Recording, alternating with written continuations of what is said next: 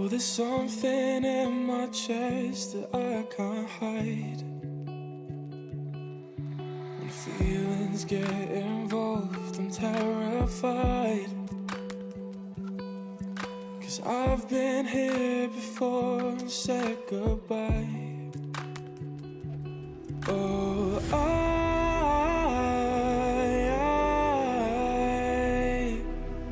are you the one when I try look I wish I'd find? Oh,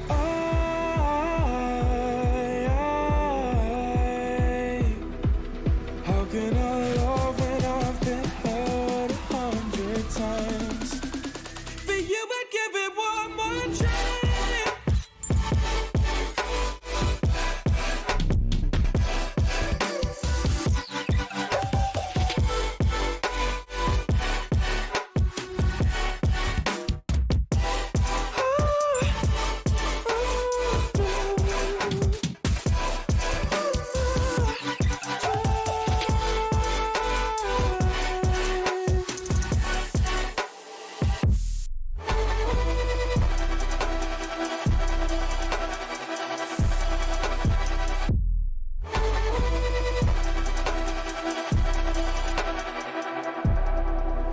Turn away and wrestle with my doubts.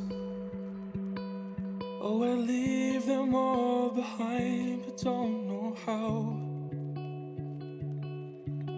Bury my head deep within the crowd, but I'm reaching for your hand to pull me out.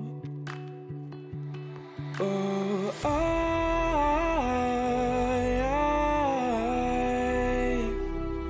are you the one when I try look I wish I'd find?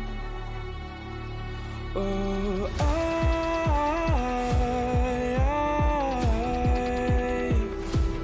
how can I love when I've been hurt 100 times?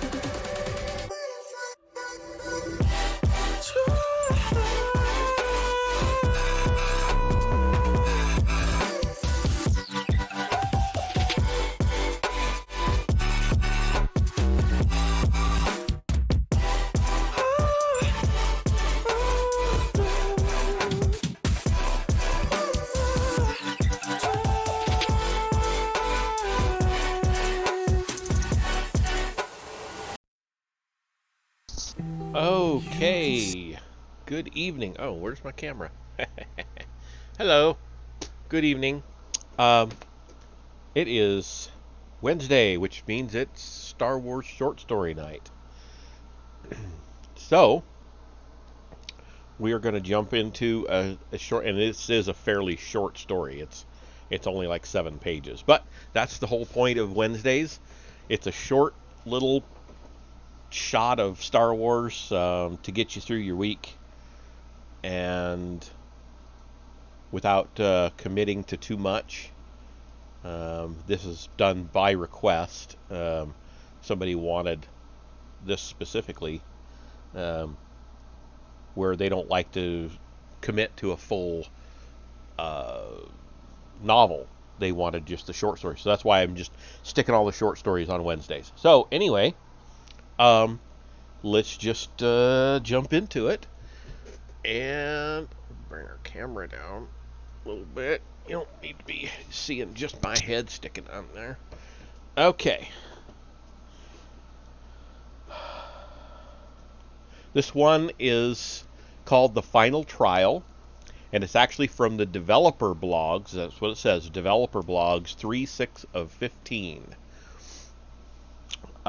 It's in the timeline on the Wikipedia timeline, so that's why I included it.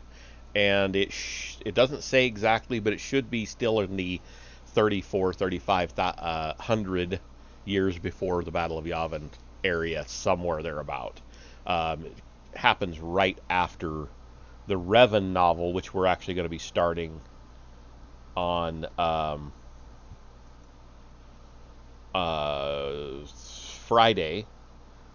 It's pretty shortly after that. So, and then there's another like novella called Red Harvest. Too much for a one night thing. That would be like 2 or 3 nights to read. So I skipped it, and then we'll do this one. So anyway, enough of my rambling. Let's get on to the story. The final trial. Lana Benico woke with heavy lids, her mind and body brittle against the cold stone of Tulak Horde's tomb. How long had she slept? The strain in her limbs told her not long enough, but she feared it had been days. Hunger clawed at the lining of her stomach, but Lana shook it off. She needed to keep moving, keep searching. To stay here was to become just another lifeless relic of the tomb. Dark soil stained Lana's fingernails as she pushed herself to stand. The air was drafty, chapping her already raw lips. "You're awake," a hoarse voice stated. Lana had forgotten she wasn't alone. Benson knelt at the entrance of the alcove they had chosen as a resting spot, his red Sith-purple pure-blood skin easily recognizable. Kagan was curled next to him, still asleep, long dark hair hiding her face. They were all that remained of the initial group of acolytes. "Yes," Lana's own voice sounded foreign to her ears. "How is she?" "Stable." Benson's pushed the hair from Kagan's forehead, revealing a deep gash across her otherwise charming features. "It will leave a scar." No one survives the trials unmarked. Lana stared off into the shadows, remembering how the calor slugs had overwhelmed them. Lana had tried to cut a path for the other acolytes, but they lost Grek and almost Kagan. Her arm still ached from slicing through the worms' sinuous bodies. If Harkonnen could see them now, Lana gritted her teeth, imagining the overseer's sardonic laugh. The man was a sadist. Lana had stood by as he weeded out the weak, telling herself this was just the way of things. She had remained silent as he insulted them, beat them, and forced them against each other. Why would she, daughter to one of Dromund Kaas's most celebrated entrepreneurs, care about a group of slaves? Because they were Sith, and they had understood everything Harkonnen had thrown at them. Withstood everything Harkonnen had thrown at them. They had impressed her, and Lana wanted to see Harkonnen's face when he found out they had worked together to complete his final trial to find Tulak Horde's helm, a task he deemed impossible. Kagan stirred. Benson helped her to a sitting position. "Can you move?" She smiled. "I don't have a choice." Benson offered Kagan his shoulder, and the three left the alcove. Durasteel vibro sword in hand, Lana led them down a dark passage to what she hoped was the chamber containing Horde's armor. Once full of mystery, the ancient Sith's tomb had been nearly picked bare by robbers and the Academy, but there were still a few areas left unexplored. Lana had deciphered from the symbols etched into the stone walls that their destination should be ahead. Even the quietest footsteps disturbed the rocks loosened by the passage of time. Lana stifled a cough as dust invaded her nose and lungs, eyes narrowing to see the path. "We need light," Kagan whispered from behind. Lana hesitated. As they were, they would not survive another attack. Sensing Lana's trepidation, Benson added, "The beasts will come with or without the light. Might as well see them approach." Lana relented and pulled an illuminating crystal from her pack. The corridor was covered in rubble from a fallen column, but was otherwise clear. Kagan, her skin pale and clammy, winced as Benson and Lana helped her over the debris. Lana tried to keep a steady pulse. If they were to succeed, she needed to focus on the task at hand and channel her fear into more productive energy. When they reached the end of the hallway, Lana held the crystal high to see as much of the chamber as possible. She sighed. It was a ruin. Broken tablets lay scattered on the ground. Statues, damaged and forgotten, looked ready to crumble from the slightest touch. It would take hours to sift through, but if the helm was here, then it would all be worth it. "Kagan, rest a while. Benson and I will clear the largest pieces." Her fellow acolyte looked like she might protest, but Benson was already imploring her to sit. Lana closed her eyes and used the force to channel what little energy she possessed into moving one of the tablets off to the side. "You're certain it's here?" Benson asked, his breath heavy from concentration. "I'm not certain of anything," Lana replied, "but it's our only lead." They worked in silence, moving the rubble pieces piece by piece until the room finally began to take shape. From what was left of the plaques, Lana deduced this chamber once housed some of Horde's most valuable artifacts. The helm should be here. She just hoped it wasn't crushed under the fallen stones. As she lifted a carved torso off of the ground, Lana felt Benson stiffen next to her and then scramble towards his vibro sword. "Stay back!" Something shrieked behind her. Lana turned to see a Zabrak, dirty and shaking, holding a dagger to Kagan's neck. The blade was crudely made, but more than capable of killing Kagan in an instant. Benson stood his ground, hands trembling. The Zabrak's eyes, enormous and round, wavered between Lana and Benson. Dried blood was crusted around her mouth. "We mean you no harm," Lana said, holding up her hands. The lids around the Zabrak's dark eyes were thin, almost translucent. She stared at Lana, assessing the possible threat she posed. Kagan was panting, her fear palpable. "What's your name?" Lana's voice was soft and soothing. Unwashed skin knitted together as the Zabrak thought about her question. When she spoke, her tone was frustrated and scared. "Searching, searching. Like little womp rats with twitchy noses, you touch and scrape what doesn't belong to you. What can never be yours. There's a price to hold these things, these treasures, one you have not paid. I was like you once." "You were an acolyte?" Benson asked. The Zabrak stared ahead, lost to a memory. "But then I paid the price. The blade lowered slightly from Kagan's neck. Kagan seized the moment and slammed her elbow into the Zabrak's nose. Black blood splattered across her face. Benson and Lana covered their ears as a high-pitched scream filled the chamber. Rocks and fragments of old statues flew into the air as dust rained down upon them. "Kagan!" Benson held out his hand, grabbing hold of the girl as she crawled away from the Zabrak, writhing in pain. Lana lunged for her vibrosword. Gripping the hilt, she moved to stand over the crumpled, wailing figure. Gray hands with jagged fingernails flailed, trying to stop the pain and bleeding. Lana swallowed. The Zabrak smelled like rancid meat. As she raised her sword to strike, Lana felt the unfamiliar sting of pity. She deduced from the rags and what remained of old training boots that the Zabrak had once been like them, a fellow acolyte thrust into the tombs. Lana lowered her weapon and whispered, "Peace is a lie. There is only passion." The Zabrak's eyes widened, the pain forgotten. "Through passion I gained strength." "Through strength I gained power," Benson's deep voice echoed in the chamber. Kagan looked at him and then back towards Lana and the Zabrak. "Through power I gain victory." Together all four acolytes finished the code. "Through victory my chains are broken. The fourth shall set me free." The silence was as tense and fragile as the decaying walls around them. Lana stepped back and turned to the Zabrak. "Go." She clambered away, clutching the dagger to her chest. Benson walked to Lana's side, watching the Zabrak scurry into the darkness. "Was that wise?" "Probably not," Lana admitted, "but she's one of us." Benson's jaw muscles tightened. "I'll keep watch. Find the helm." Lana returned to work, clearing the debris from the chamber.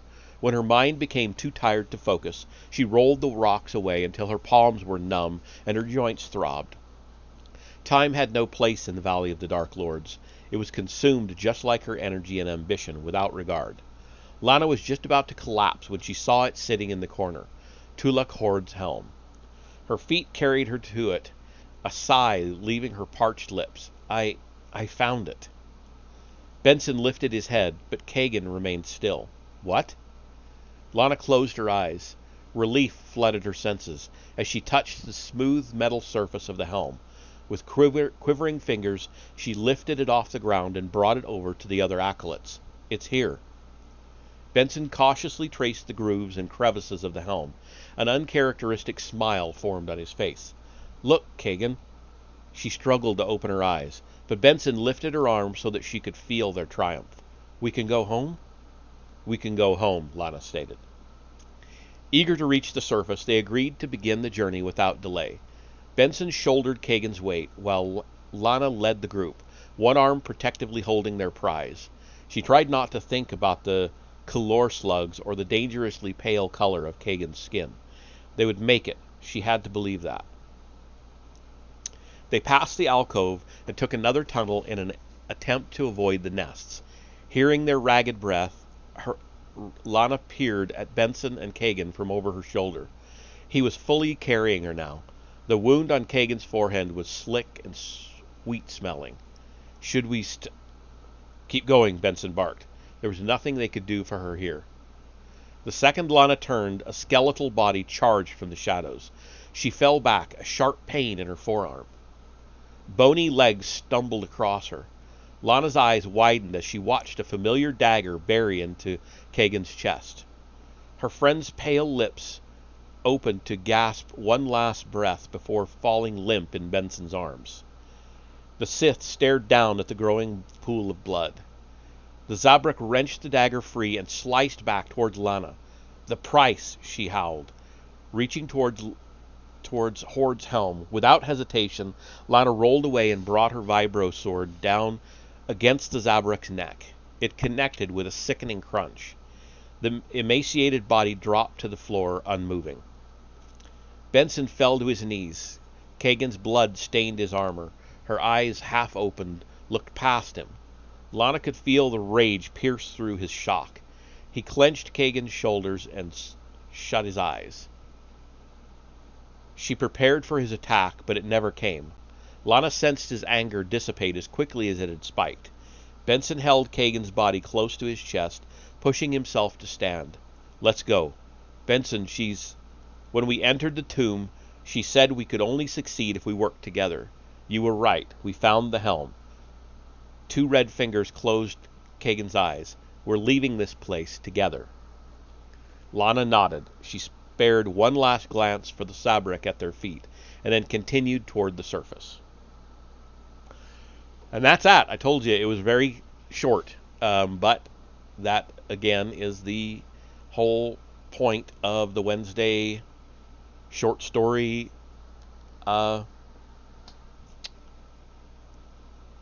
streams. So that'll be that for the Star Wars stream. I honestly do not feel like playing Force Unleashed. Although that should be next in line. I kind of feel like either playing Mass Effect or not playing anything at all. So I will take a quick break, decide on what I'm doing, and come back around in a few minutes if that's what I'm going to do. So I'll end this session, and I'll see you in the next one.